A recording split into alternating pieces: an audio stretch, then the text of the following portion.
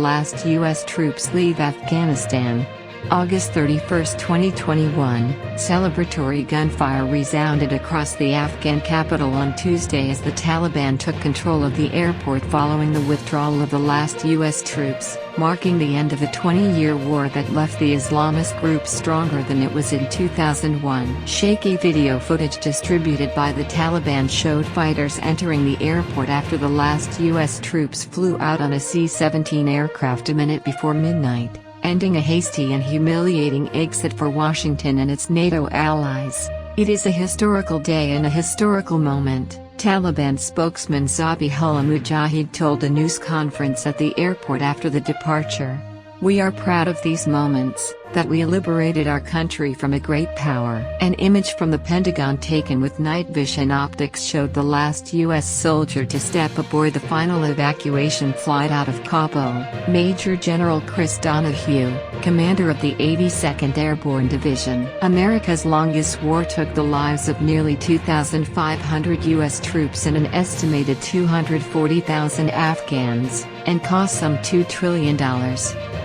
Although it succeeded in driving the Taliban from power and stopped Afghanistan being used by al-Qaeda as a base to attack the United States, it ended with the hardline militants controlling more territory than when they last ruled. The Taliban brutally enforced their strict interpretation of Islamic law from 1996 to 2001, not least by oppressing women, and the world is watching now to see if the movement will form a more moderate and inclusive government in the months ahead. Long lines formed in Kabul on Tuesday outside banks shuttered since the fall of the capital as people tried to get money to pay for increasingly expensive food.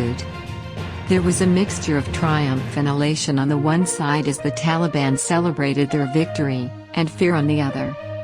"I had to go to the bank with my mother, but when I went, the Taliban were beating women with sticks," said a 22-year-old woman who spoke on condition of anonymity because she feared for her safety.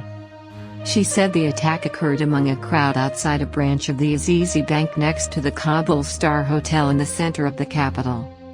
"It's the first time I've seen something like that and it really frightened me." Thousands of Afghans have already fled the country, fearing Taliban reprisals. More than 123,000 people were evacuated from Kabul in a massive but chaotic airlift by the United States and its allies over the past 2 weeks, but many of those who helped Western nations during the war were left behind. A contingent of Americans, estimated by U.S. Secretary of State Antony Blinken at fewer than 200, and possibly closer to 100, wanted to leave but were unable to get on the last flights.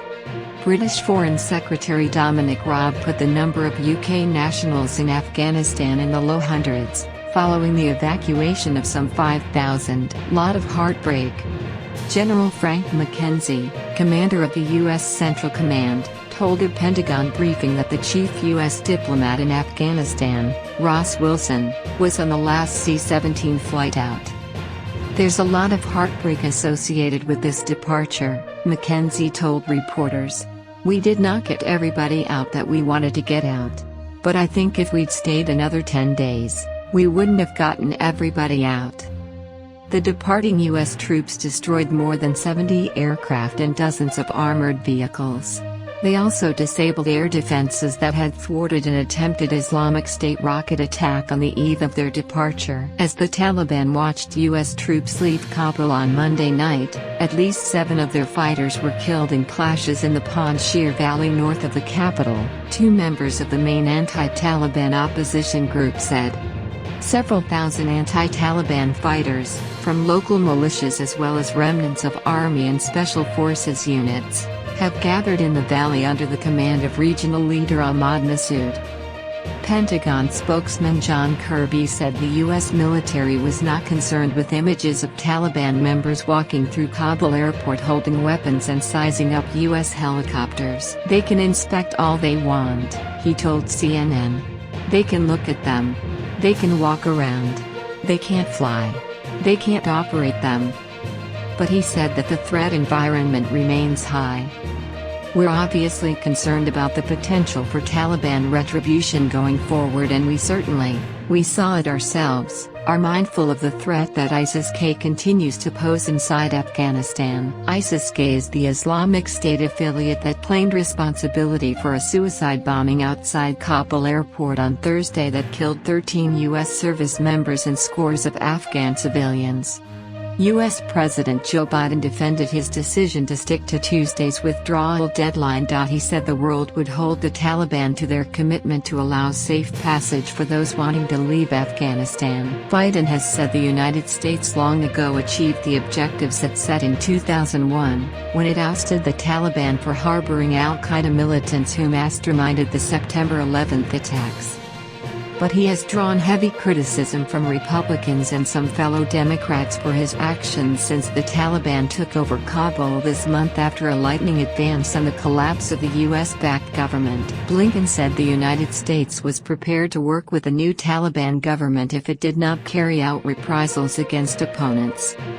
Taliban spokesman Mujahid said the group wanted to establish diplomatic relations with the United States, despite the 2 decades of hostility.